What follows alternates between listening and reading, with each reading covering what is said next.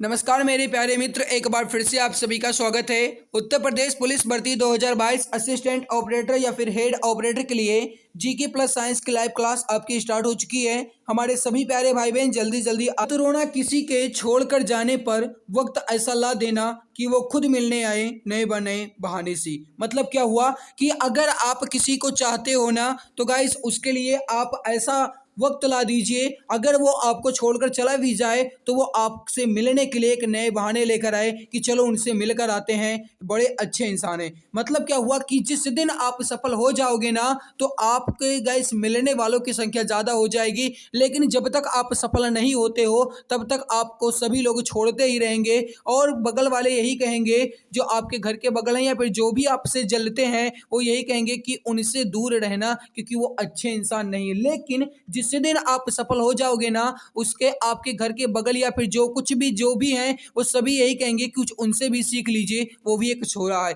समझे मेरे प्यारे मित्र? कहने का मतलब अब आप आगे समझ गए होंगे, बताने की जरूरत नहीं है। बढ़ते हैं क्वेश्चन की तरफ। फर्स्ट क्वेश्चन आपके सामने है कि भारत में सर्वप्रथम कौन यूरोपीय व्यापारी आया था? हमारे सभी प्यारे भाई बहन फटाफट आंसर देंगे। राइट आंसर क्या होगा? भारत में सर्वप्रथम कौन यूरोपीय व्यापारी आया था? क्वेश्चन आपका इंपॉर्टेंट है, फटाफट आंसर देंगे हमारे सभी प्यारे भाई बहन। तो देखो, भारत में सबसे पहले कौन यूरोपीय व्यापारी आया था? तो देखो, सबसे पहले कौन आया था ये भी आप याद रखना, कौन आया था? Vasco D gamma. कब आया था ये भी आपको याद होना चाहिए, 1498 में। और ये कहाँ से आया था? पुर्तगाल से। तो कहने का मतलब है कि भारत में सर्वप्रथम कौन यूरोपीय व्यापारी आया था? पुर्तगाली। ऑप्शन नंबर ए, जो भी हमारे प्यारे भाई बहन बता रहे हैं, ऑप्शन ए बिल्कुल करेक्ट आंसर हो जाएगा। अगला क्वेश्चन आपके सामने कि भारत में आने वाला पहला पुर्तगाली व्यापारी कौन था? अभी मैंने आपको बताया कि भारत में सबसे पहले कौन व्यापारी आया था, आपने बताया पुर्तगाली। और मैंने उसमें ही आपको बताया कि सन 1498 में कौन आया था? वास्को डी गामा, जिन्होंने समुद्री तट की खोज की थी, उसी की सहायता से इन्होंने भारत की भी खोज की थी। कहने का मतलब है कि वास्को डी गामा जो है ये सबसे पहले पुर्तगाली व्यापारी था जो कि भारत आया हुआ था। कब आया था? 1498 में। तो जो भी हमारे प्यारे भाई बहन ऑप्शन नंबर बी बता रहे हैं बिल्कुल सही आंसर हो जाएगा। अगला क्वेश्चन आपके सामने कि ईस्ट इंडिया कंपनी की स्थापना कब की गई थी? क्वेश्चन आपका इंपॉर्टेंट है, फटाफट आंसर देंगे। राइट आंसर क्या हो जाएगा? बताएंगे ईस्ट इंडिया कंपनी की स्थापना कब की गई थी? हमारे सभी प्यारे भाई बहन फटाफट आंसर देंगे। राइट आंसर क्या हो जाएगा? तो देखो, ईस्ट इंडिया कंपनी की स्थापना कब की गई थी? याद रखना, कब की गई थी? 1600 में की गई थी। आपसे यह भी पूछा जा सकता है कि ईस्ट इंडिया कंपनी ने अपनी पहली फैक्ट्री कहाँ स्थापित की थी? तो मेरे प्यारे मित्र याद रखना, सूरत में पहली फैक्ट्री स्थापित की गई थी और इसकी स्थापना कब की गई? 1600 में की गई। करेक्ट आंसर क्या हो जाएगा आपका? Option number A. अगला क्वेश्चन आपके सामने कि बंगाल में द्वैध शासन की नींव किसने रखी थी? बंगाल में द्वैध शासन की नींव किसने रखी थी? इंपॉर्टेंट क्वेश्चन है, फटाफट आंसर देंगे हमारे सभी प्यारे भाई। राइट आंसर क्या होगा? तो देखो, जो भी प्यारे भाई बहन बता रहे हैं कि रॉबर्ट क्लाइव, बिल्कुल सही आंसर हो जाएगा। बंगाल में द्वैध शासन की नींव किसने रखी थी? रॉबर्ट क्लाइव ने रखी थी। तो करेक्ट आंसर क्या होगा आपका? Option number C. जो भी हमारे प्यारे भाई बहन ऑप्शन सी बता रहे हैं बिल्कुल सही आंसर हो जाएगा। अगला है कि बंगाल में द्वैध शासन को किसने समाप्त किया था? क्वेश्चन आपका इंपॉर्टेंट है कि बंगाल में द्वैध शासन को किसने समाप्त किया था। क्वेश्चन आपका इंपॉर्टेंट है, फटाफट आंसर देंगे। राइट आंसर क्या हो जाएगा? तो देखो, जो भी हमारे प्यारे भाई बहन बता रहे हैं कि वॉरेन हेस्टिंग्स के द्वारा समाप्त किया गया था, बिल्कुल सही आंसर होगा। ए आंसर आपका बिल्कुल करेक्ट आंसर हो जाएगा। कब समाप्त किया गया था? सन 1772 में। राइट आंसर क्या होगा आपका? Option number A.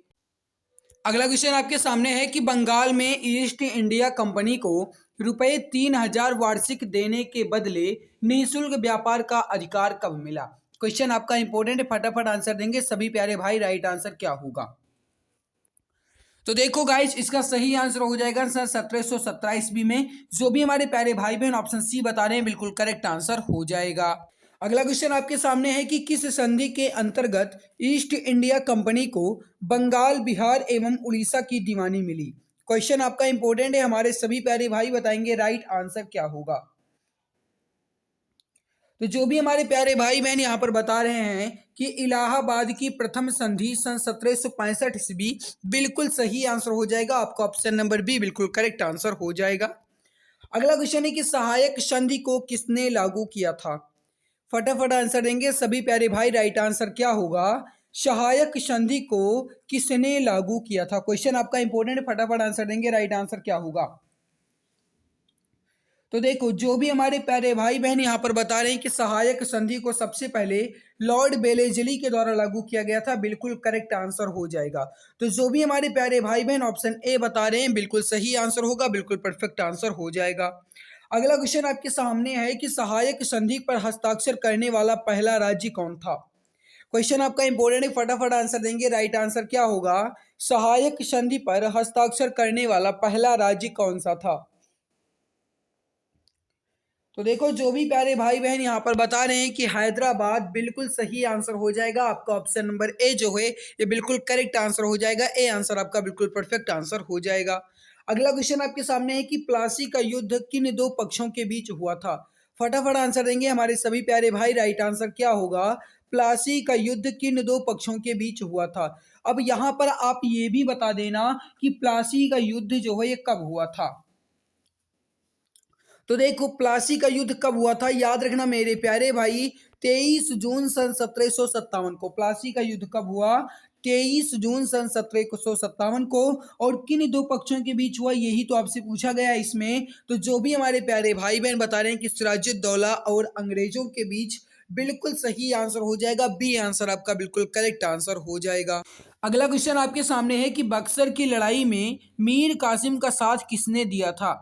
हमारे सभी प्यारे भाई बताएंगे इसका सही आंसर क्या होगा कि बक्सर की लड़ाई में मीर कासिम का साथ किसने दिया था।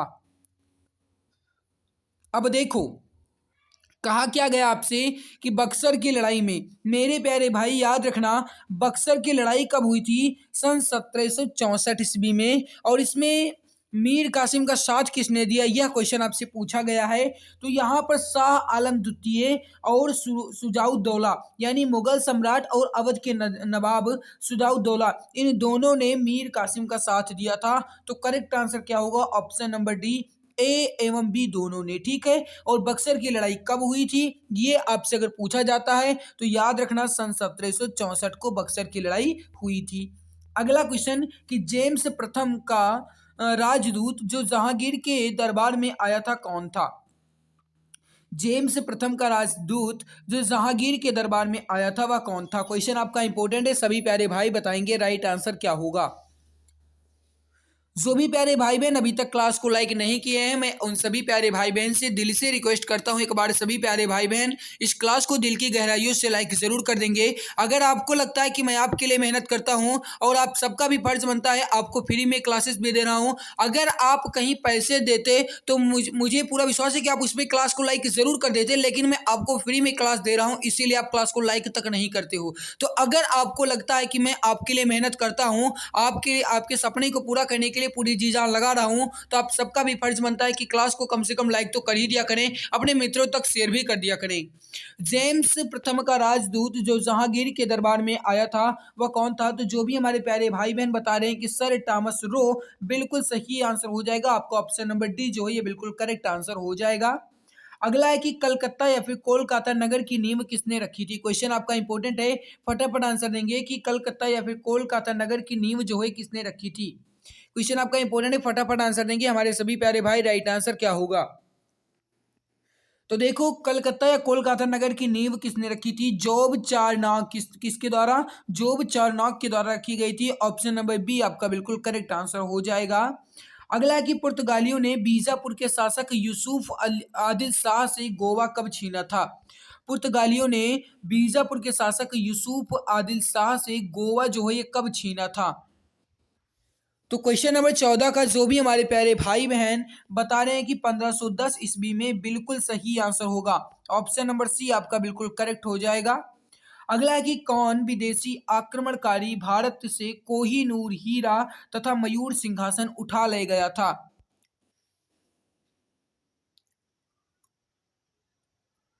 क्वेश्चन नंबर 15 का जो भी हमारे प्यारे भाई बहन बता रहे हैं नादिर शाह, बिल्कुल सही आंसर होगा। देखो नादिर शाह जो थे गाइस, इन्होंने ही कोहिनूर हीरा तथा मयूर सिंहासन उठा ले गए थे। करेक्ट आंसर क्या हो जाएगा आपका, option number A Nadir Shah. जो भी हमारे प्यारे भाई बहन नादिर शाह बता रहे हैं बिल्कुल सही होगा। अगला आपके सामने है कि भारत में आने वाले यूरोपीय व्यापारियों को क्रमबद्ध करें, यानी कि सबसे पहले कौन आया था, दूसरे पर कौन आया, तीसरे पर कौन आया, चौथे पर कौन आया, यह आपको बताना है किस प्रकार होगा। तो आप सबको पता है कि सबसे पहले कौन आए थे, पुर्तगाली। सबसे पहले कौन आए थे, पुर्तगाली। तो यहाँ पर ऑप्शन नंबर जो 2 है पुर्तगाली, ये आप देखिएगा इस ना तो इसमें होगा और ना ही इसमें होगा, यानी बी और डी में अब आपको ढूंढना है। और पुर्तगाली के बाद कौन आए थे, पुर्तगाली के बाद कौन आए थे, डच। कौन आए थे, डच। तो 2 के बाद 1, ये भी तो दोनों में दिख रहा है।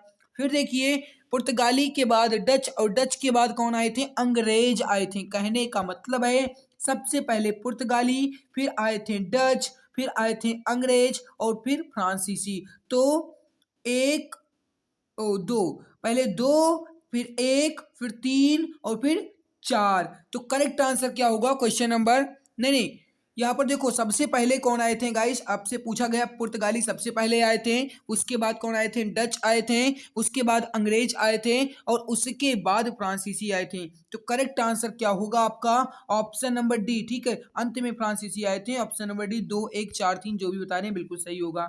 अगला, अंग्रेजों एवं फ्रांसीसियों के बीच निर्णायक वॉन्डिवोस का युद्ध जो है ये कब हुआ था, बताओ इसका राइट आंसर क्या होगा। इंपॉर्टेंट क्वेश्चन है, फटाफट आंसर देंगे हमारे सभी प्यारे भाई।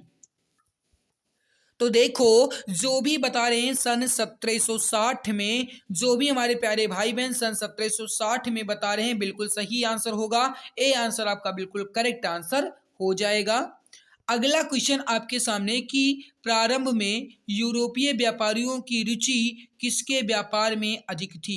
अब इसका आंसर आपको बताना है, फटाफट इसका आंसर बताएंगे कि प्रारंभ में यूरोपीय व्यापारियों की रुचि जो थी ये किस व्यापार में थी। तो देखो क्वेश्चन नंबर 18 का जो भी प्यारे भाई बहन बता रहे हैं यहाँ पर मसाले, बिल्कुल सही आंसर होगा किसमें थी, मसाले। ऑप्शन नंबर ए जो भी बता रहे हैं बिल्कुल सही होगा। क्वेश्चन नंबर 19 है आपके सामने कि कलकत्ता में उच्च न्यायालय की स्थापना कब हुई। तो जो भी हमारे प्यारे भाई बहन बता रहे हैं सन 1774 में, बिल्कुल सही आंसर होगा। ऑप्शन नंबर सी जो है आपका बिल्कुल करेक्ट आंसर हो जाएगा। अगला है कि भारत का प्रथम गवर्नर जनरल कौन था। इंपॉर्टेंट क्वेश्चन है, फटाफट आंसर देंगे, राइट आंसर क्या होगा। तो जो भी हमारे प्यारे भाई बहन क्वेश्चन नंबर 20 का बता रहे हैं कि लॉर्ड विलियम बेंटिक, बिल्कुल करेक्ट आंसर होगा मेरे प्यारे भाई। ऑप्शन नंबर सी जो है आपका बिल्कुल सही आंसर हो जाएगा। अगला है कि सती प्रथा को समाप्त करने का श्रेय किस गवर्नर जनरल को प्राप्त है। कहने का मतलब है कि सती प्रथा को किसने समाप्त किया था। मैं आप सभी प्यारे भाई बहन से रिक्वेस्ट करता हूं कि जिसने भी अभी तक इस क्लास को अपने मित्रों तक शेयर नहीं किया है, कम से कम इस क्लास को मित्रों तक अपने शेयर जरूर कर देंगे। क्वेश्चन नंबर 21 का जो भी प्यारे भाई बहन बता रहे हैं कि लॉर्ड विलियम बेंटिक, बिल्कुल करेक्ट आंसर होगा। ऑप्शन नंबर डी आपका बिल्कुल सही होगा। समाचार पत्रों से प्रतिबंध हटाने का श्रेय किसे प्राप्त है। जो भी हमारे प्यारे भाई बहन बता रहे हैं कि चार्ल्स मैटकॉफ को, बिल्कुल सही आंसर होगा आपका। ऑप्शन नंबर बी बिल्कुल परफेक्ट होगा। अगला आपके सामने कि किस गवर्नर जनरल ने व्यक्तिगत सिद्धांत या हड़प नीति यानी कि डॉक्ट्राइन ऑफ लैप्स का प्रतिपादन किया। जो भी हमारे प्यारे भाई बहन देखो हड़प नीति किसने लागू की थी, सही आंसर क्या होगा क्वेश्चन नंबर 23 का। जो भी प्यारे भाई बहन बता रहे हैं कि लॉर्ड डलहौजी, बिल्कुल सही आंसर होगा। ठीक है, ऑप्शन नंबर सी आपका बिल्कुल करेक्ट होगा। भारत में पहली रेल कब चली थी, कहां से कहां तक चली थी, कितनी दूरी तय की थी, ये भी आप बताएंगे। निश्चिंत रहिए भाई, आपको वर्दी तो हम दिलाकर ही रहेंगे। अगर आपके अंदर हौसला है, अगर आप उस हौसले को ऊर्जा दे रहे हैं, तो मैं निश्चित रूप से आप सबको बता रहा हूं अब कि आप सभी को वर्दी जरूर मिलेगी। भारत में पहली रेल कब चली थी, कब चली थी, याद रखना 16 अप्रैल 1853। 16 अप्रैल 1853 को बंबई से ठाणे के बीच चली थी। ऑप्शन नंबर है 16 अप्रैल 1853। अगला आपके सामने है कि वर्नाक्यूलर प्रेस एक्ट यानी कि वर्नाक्यूलर प्रेस एक्ट जो है किसने लागू किया था। यह क्वेश्चन आपसे पूछा गया है, फटाफट आंसर देंगे, राइट आंसर क्या होगा। जो भी प्यारे भाई बहन बता रहे हैं कि लॉर्ड लिटन ने, बिल्कुल सही आंसर होगा। ए आंसर आपका बिल्कुल करेक्ट आंसर हो जाएगा। तो मेरे प्यारे भाई यहाँ पर हमने जीके के क्वेश्चंस को कंप्लीट कर लिया है। अब हम बढ़ते हैं फिजिक्स क्वेश्चन की तरफ। और आप सबको बता दें कि बहुत ही जल्द आपका 160 प्रश्नों का लाइव मॉक टेस्ट आने वाला है यूपी पुलिस असिस्टेंट ऑपरेटर के लिए, जिसमें आपके science, GK, reasoning, math, Hindi, ये सारे सब्जेक्ट्स रहने वाले हैं। लाइव मॉक टेस्ट होगा आपका, आप सभी तैयार रहिए। किस दिन होगा मैं उसकी जानकारी आपको दे दूंगा, ठीक है। कम्युनिटी पोस्ट, टेलीग्राम, व्हाट्सएप सभी पर मैं आपको इसकी जानकारी दे दूंगा। हो सकेगा तो वीडियो बना करके भी मैं आपको जानकारी दे दूंगा, ठीक है। तो आप सब तैयार रहिएगा। ओके मेरे प्यारे भाई, अगर आपने अभी तक इस क्लास को लाइक नहीं किया तो एक बार सभी प्यारे भाई बहन पहले क्लास को दिल से लाइक कर देंगे, फिर हम बढ़ेंगे फिजिक्स क्वेश्चन की तरफ। जब कदम थक जाते हैं तो हौसला साथ देता है, और जब सब मुंह फेर लेते हैं तो भगवान साथ देता है। अब आप समझ गए होंगे। अब बढ़ते हैं फिजिक्स क्वेश्चन। पहला क्वेश्चन इंपॉर्टेंट कितना है खुद देख लो। विद्युत आवेश का एसआई मात्रक क्या है? यह क्वेश्चन आपसे पूछा गया है कि विद्युत आवेश का एसआई मात्रक क्या है। इंपॉर्टेंट क्वेश्चन है, फटाफट आंसर देंगे। इसका राइट आंसर क्या होगा? 1 2 3 4 5 6 छह बार यह क्वेश्चन पूछा गया है, जो कि आरआरबी में ही पूछा गया है। बताओ राइट आंसर क्या होगा। विद्युत आवेश का एसआई मात्रक क्या होता है? आप सबको पता है, कूलाम। तो जो भी प्यारे भाई बहन ऑप्शन नंबर बी कूलाम बता रहे हैं, बिल्कुल सही आंसर होगा, बिल्कुल परफेक्ट आंसर हो जाएगा। अगला आपके सामने कि इनमें से कौन सा एसआई इकाई में मोल का प्रतीक है? यहाँ पर ये mg लिखा है, ठीक है। इनमें से कौन सा एसआई इकाई में मोल का प्रतीक है? जो भी प्यारे भाई बहन यहाँ पर ऑप्शन नंबर बी बता रहे हैं, मोल का मोल ही होगा, बिल्कुल सही आंसर हो जाएगा। आपको ऑप्शन नंबर बी बिल्कुल करेक्ट आंसर हो जाएगा। अगला क्वेश्चन आपके सामने है कि पृथ्वी से लेकर सूर्य तक की अनुमानित दूरी की लंबाई की यूनिट है। अब कहने का मतलब ये हुआ कि पृथ्वी से लेकर सूर्य तक की अनुमानित दूरी की लंबाई यूनिट जो है या क्या है? लाइट ईयर्स, या फिर प्रकाश वर्ष, या फिर एस्ट्रोनॉमिकल यूनिट यानी कि खगोलीय दूरी, या फिर केल्विन, या फिर जूल। तो जो भी हमारे प्यारे भाई बहन बता रहे हैं कि एस्ट्रोनॉमिकल यूनिट या फिर खगोलीय इकाई, बिल्कुल सही आंसर हो जाएगा मेरे प्यारे भाई। ऑप्शन नंबर बी आपका बिल्कुल सही होगा। अगला कि विभवांतर को मापने के लिए फिर डैश डैश डैश उपकरण का प्रयोग किया जाता है। कहने का मतलब है कि विभवांतर को मापने के लिए किस उपकरण का प्रयोग किया जाएगा। क्वेश्चन आपका इंपॉर्टेंट है, हमारे सभी प्यारे भाई बताएंगे राइट आंसर क्या होगा। तो जो भी हमारे प्यारे भाई बहन बता रहे हैं कि बोल्ट मीटर, बिल्कुल सही आंसर हो जाएगा आपका। Option number D volt meter बिल्कुल करेक्ट आंसर हो जाएगा। अगला आपके सामने कि निम्न में से कौन या फिर किन दो भौतिक राशियों की इकाई एक ही है। क्वेश्चन आपका इंपॉर्टेंट है, देख लीजिए। कहा क्या गया है कि इनमें से कौन सी ऐसी राशियां हैं जिनकी भौतिक इकाई एक ही है।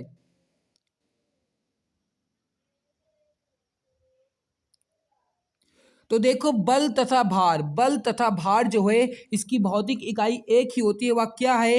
न्यूटन। वह क्या है? न्यूटन, ठीक है। तो न्यूटन जो है गाइस, ये बल का भी मात्रक होता है और भार का भी मात्रक होता है। तो करेक्ट आंसर क्या होगा? बल और भार की जो भौतिक राशियों की इकाई है, ऑप्शन नंबर डी जो है ये आपका बिल्कुल सही होगा। इन दोनों की इकाइयां बिल्कुल समान होती हैं।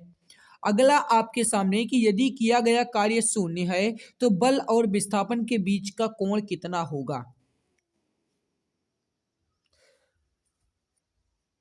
अब देखो गाइस, मैं आपको यहां पर बता दूं कि अगर कोई भी मजदूर, अगर आपसे कहा जाता है क्वेश्चन में कि कोई मजदूर अपने सर पर मतलब अपने सर पर कोई भी कुछ भी लेकर के जा रहा है तो वह क्या कार्य कर रहा है? तो वह कुछ भी कार्य नहीं करता है, ठीक है, क्योंकि वह लंबवत जा रहा है, 90 डिग्री में जा रहा है। तो वही कहा गया कि यदि किया गया कार्य शून्य हो तो बल और विस्थापन के बीच का कोण कितना होगा? 90 डिग्री होगा। करेक्ट आंसर क्या हो जाएगा मेरे प्यारे भाई? ऑप्शन नंबर बी 90 डिग्री होगा, ठीक है।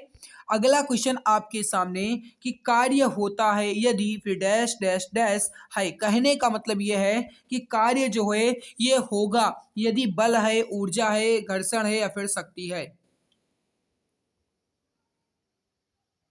आप सबको पता है कि कार्य करने की क्षमता को ही ऊर्जा कहा जाता है और अगर हमारे अंदर ऊर्जा होगी तभी हम कार्य कर सकते हैं और अगर हमारे अंदर ऊर्जा होगी तभी हम बल भी लगा सकते हैं। तो कहने का मतलब क्या हुआ कि कार्य होता है यदि ऊर्जा है। तो हमारे प्यारे भाई जो भी बता रहे हैं यहाँ पर ऑप्शन नंबर बी बिल्कुल सही आंसर हो जाएगा, बिल्कुल करेक्ट आंसर हो जाएगा। वी आंसर आपका बिल्कुल परफेक्ट आंसर हो जाएगा।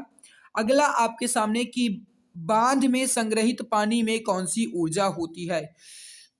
कहने का मतलब ये हुआ कि बांध में अगर कोई पानी है या फिर अगर आपसे कहा जाता है कि तालाब में पानी, कहने का मतलब है अगर कोई भी चीज या फिर कोई भी वस्तु स्थिर है तो उसमें कौन सी ऊर्जा होती है। आपने बिल्कुल सही बताया, स्थितिज ऊर्जा होगी। चाहे बांध में संग्रहित पानी हो, चाहे तालाब में, नदी में, पोखरों में या फिर नहर में, कहीं भी अगर पानी स्थितिज है या फिर संग्रहित है तो उसमें कौन सी ऊर्जा होगी, स्थितिज ऊर्जा होगी। तो जो भी हमारे प्यारे भाई बहन बता रहे हैं ऑप्शन नंबर ए स्थितिज ऊर्जा बिल्कुल करेक्ट आंसर हो जाएगा, बिल्कुल परफेक्ट आंसर हो जाएगा। अगला आपके सामने कि एक गतिशील वस्तु अनिवार्य रूप से डैश डैश डैश प्राप्त करती है। कहने का मतलब यह है कि एक गतिशील वस्तु है और वह अनिवार्य रूप से कौन सी ऊर्जा प्राप्त करेगी, गतिज, यांत्रिक, स्थितिज या फिर ताप। तो आप सबको पता है कि अगर वस्तु गतिशील है तो निश्चित रूप से वह गतिशील वस्तु गतिज ऊर्जा ही प्राप्त करेगी। तो जो भी हमारे प्यारे भाई बहन ऑप्शन नंबर ए गतिज ऊर्जा बता रहे हैं बिल्कुल करेक्ट आंसर होगा मेरे प्यारे भाई, ऑप्शन नंबर ए आपका बिल्कुल सही उत्तर हो जाएगा। अगला आपके सामने कि एक कार उच्च गति 14 सेकंड चल रही है, यह जो है यह किस ऊर्जा से युक्त है। अब यहाँ पर आप देखो 14 किलोमीटर प्रति सेकंड से चल रही है और यह ऊर्जा, कहने का मतलब है कि वह गति में है ना, कार्य जो है वह गति में है तो निश्चित रूप से उसमें गतिज ऊर्जा ही होगी। ऑप्शन डी आपका बिल्कुल सही होगा। निम्नलिखित में से कौन सी ऊर्जा सदैव धनात्मक होती है। इसमें कौन सी ऊर्जा है जो सदैव धनात्मक होती है, स्थितिज, गतिज, स्थितिज या स्थैतिज या फिर स्थितिज या फिर गतिज या फिर गुरुत्वाकर्षण। क्वेश्चन आपका इंपॉर्टेंट है हमारे सभी प्यारे भाई, बताएंगे इसका राइट आंसर क्या होगा। अब देखो कहा क्या गया, ऊर्जा सदैव धनात्मक किसमें होती है। तो हमारे प्यारे भाई याद रखना ऊर्जा इसमें धनात्मक किसमें होगी, बिल्कुल गतिज ऊर्जा जो है ये धनात्मक होती है। तो जो भी हमारे प्यारे भाई बहन ऑप्शन बी बता रहे हैं बिल्कुल सही आंसर होगा। ऊर्जा की व्यावसायिक इकाई क्या है। अब यहाँ पर आपसे कहा क्या गया, ऊर्जा की व्यावसायिक इकाई। अगर आपसे केवल और केवल कहा जाता ऊर्जा की इकाई क्या है तब आप जूल कह सकते थे। अगर आपसे कहा जाता खाद्य ऊर्जा की इकाई क्या है तब आप कैलोरी कह सकते थे। लेकिन अब आपसे कहा क्या गया कि ऊर्जा की व्यावसायिक इकाई क्या है, तो हमारे प्यारे भाई याद रखना किलोवाट घंटा जो होता है ये ऊर्जा की व्यावसायिक इकाई होती है। ऑप्शन नंबर ए जो भी हमारे प्यारे भाई बहन बता रहे हैं बिल्कुल सही आंसर हो जाएगा। अगला क्वेश्चन है कि न्यूटन की गति का कौन सा नियम जड़त्व या फिर इनर्शिया की व्याख्या करता है। न्यूटन की गति का कौन सा नियम जड़त्व या फिर इनर्शिया की व्याख्या करता है। फटाफट आंसर देंगे, राइट आंसर क्या होगा। तो देखो न्यूटन की कौन सा नियम है, वो प्रथम नियम है और इस नियम को जड़त्व का नियम या फिर गैलीलियो का नियम भी कहा जाता है। याद रखना न्यूटन की गति विषय के प्रथम नियम को जड़त्व का नियम या फिर गैलीलियो का नियम भी कहा जाता है और न्यूटन का प्रथम नियम ही है जो जड़त्व की व्याख्या करता है। अगला आपके सामने की एक वस्तु के जड़त्व की प्रत्यक्ष निर्भरता है किस पर, द्रव्यमान, वेग, आयतन या फिर संवेग। क्वेश्चन इंपोर्टेंट है हमारे सभी प्यारे भाई, बताएंगे राइट आंसर क्या होगा। अब देखो कहा क्या गया, एक वस्तु की जड़त्व की प्रत्यक्ष निर्भरता जो है किस पर निर्भर करेगी, वह उसके मॉस पर निर्भर करेगी, उसके द्रव्यमान पर निर्भर करेगी। तो जो भी हमारे प्यारे भाई बहन ऑप्शन ए द्रव्यमान पर बता रहे हैं बिल्कुल करेक्ट आंसर हो जाएगा मेरे प्यारे भाई, ये आंसर आपका बिल्कुल सही होगा। अगला अब यहाँ पर देखो इंपॉर्टेंट कितना है अब खुद देख सकते हो। अगला है कि जड़त्व का नियम सबसे पहले किसने दिया, जड़त्व का नियम सबसे पहले किसने दिया था। अब जलत्व का नियम सबसे पहले किसने दिया था? आपसे अगर यह क्वेश्चन पूछा जाता है तो याद रखना, जड़त्व का नियम सबसे पहले किसने दिया था? गैलीलियो ने। इसीलिए न्यूटन के गति विषयक प्रथम नियम को गैलीलियो का नियम भी कहा जाता है। ए आंसर आपका बिल्कुल सही होगा। गुरुत्वाकर्षण नियमों के आविष्कारक कौन थे? कितना इंपॉर्टेंट है? 1 2 3 4 और एक 5 5 5 बार आया हुआ है एग्जाम में क्वेश्चन, तो खुद देख सकते हो कितना इंपॉर्टेंट क्वेश्चन है। गुरुत्वाकर्षण नियमों के आविष्कारक कौन हैं? तो जो भी हमारे प्यारे भाई बहन बता रहे हैं कि न्यूटन, बिल्कुल सही आंसर हो जाएगा मेरे प्यारे भाई। ऑप्शन नंबर बी आपका बिल्कुल सही आंसर हो जाएगा। जो पेड़ से सेब गिरा था तो इन्होंने ही सोचा था कि आखिर पेड़ से सेब नीचे ही क्यों गिरा, ऊपर क्यों नहीं चला गया इन्होंने ही तो सोचा था। तो करेक्ट आंसर क्या होगा आपका? Option number B newton. ठीक है। अगला, रेखीय संवेग संरक्षण जो है ये बराबर होता है किस पर? न्यूटन के प्रथम नियम, या फिर न्यूटन के द्वितीय नियम, या फिर न्यूटन के तृतीय, या फिर इनमें से कोई नहीं। देखो गाइस, संवेग संरक्षण का नियम जो है ये न्यूटन के गति विषय के तृतीय नियम पर आधारित है। ऑप्शन नंबर सी आपका बिल्कुल सही आंसर हो जाएगा। अगला आपके सामने कि व्यक्ति का भार उस लिफ्ट में अधिक होगा जो लिफ्ट स्थिर वेग से ऊपर की ओर जाएगी, या फिर स्थिर वेग से नीचे की ओर, या फिर ऊपर की ओर त्वरित होने वाले, या फिर नीचे की ओर त्वरित होने वाले। व्यक्ति का भार उस लिफ्ट में अधिक होगा, किस में होगा? फटाफट आंसर दो। तो बिल्कुल सही है, ऊपर की ओर त्वरित होने वाले लिफ्ट में व्यक्ति का भार अधिक होगा। जो भी हमारे प्यारे भाई बहन ऑप्शन सी बता रहे हैं बिल्कुल सही आंसर हो जाएगा। अगला आपके सामने है, पहले तो स्थान दिया गया है, फिर कहा गया है ये तरंगे चमगादड़ को उनके रास्ते में आने वाली बाधाओं का पता लगाने में मदद करती हैं। कुल मिलाकर कहने का मतलब है कि इनमें कौन सी ऐसी तरंग है जो चमगादड़ को उनके रास्ते में आने वाली बाधाओं का पता लगाने में मदद करती है। जो भी हमारे प्यारे भाई बहन बता रहे हैं कि पराश्रव्य तरंगे, बिल्कुल सही आंसर होगा मेरे प्यारे भाई। ऑप्शन नंबर सी आपका बिल्कुल सही आंसर हो जाएगा। मनुष्य के लिए श्रव्य ध्वनियों की आवृत्तियों की रेंज जो है कितनी है? श्रव्य मतलब क्या हुआ? सुनने की ध्वनि। अब यहाँ पर आप याद रखना, मनुष्य जो है गाइस ये कुल कितनी आवृत्तियों को सुन सकता है, ध्वनि की आवृत्तियों को? तो मेरे प्यारे भाई याद रखना, 16 हर्ट्ज से 20 किलो हर्ट्ज तक केवल और केवल सुन सकते हैं। ऑप्शन नंबर सी बिल्कुल सही आंसर हो जाएगा। इससे ज्यादा ध्वनि आवृत्तियों को मनुष्य नहीं सुन सकता। अगला है कि एक अल्ट्रासोनिक ध्वनि तरंग की आवृत्ति से अधिक होती है। कहने का मतलब है एक अल्ट्रासोनिक या फिर प्राश्रव्य तरंग की आवृत्ति जो है किससे अधिक होगी? 2000 हर्ट्ज से, 20 हर्ट्ज से, 200 हर्ट्ज से, या फिर 20,000 हर्ट्ज से। तो जो भी हमारे प्यारे भाई बहन ऑप्शन नंबर डी बता रहे हैं 20,000 हर्ट्ज से बिल्कुल सही आंसर हो जाएगा। तो हमारे प्यारे भाई आज की क्लास ये कैसी लगी आप सभी को? आप सभी प्यारे भाई बहन अपनी राय जरूर दीजिएगा। आपको हमारी मेहनत कैसी लगी ये आप जरूर बताइएगा। अगर आपको लगता है कि मैं आपके लिए मेहनत करता हूं तो आप सब प्यारे भाई बहन एक बार क्लास को दिल से लाइक कर देंगे। जो भी प्यारे भाई बहन चैनल पर पहली बार आए हैं मैं उन सबसे रिक्वेस्ट करता हूँ कि कृपया चैनल को सब्सक्राइब जरूर कर लेंगे। नमस्कार। अब जीके विषय का डर हुआ पूरी तरह खत्म। जी हाँ, आप सभी के लिए 5000 प्लस क्वेश्चंस की ई बुक लॉन्च की जा चुकी है। इस ई बुक में आपको history, geography, economic, constitution, science के अंतर्गत फिजिक्स, केमिस्ट्री, बायोलॉजी और स्टैटिक जीके के 5000 प्लस क्वेश्चंस के साथ एक्स्ट्रा पॉइंट्स मिलेंगे। यह ई बुक आपको इमेज एंड कलरफुल मिलेगी ताकि आपको पढ़ने में मजा आए। इस ई बुक को आप मात्र 39 रुपये में परचेज कर सकते हैं, जिस पे 60% का डिस्काउंट चल रहा है। अगर आप अभी परचेज करेंगे तो आप मात्र 39 रुपये में खरीद सकते हैं।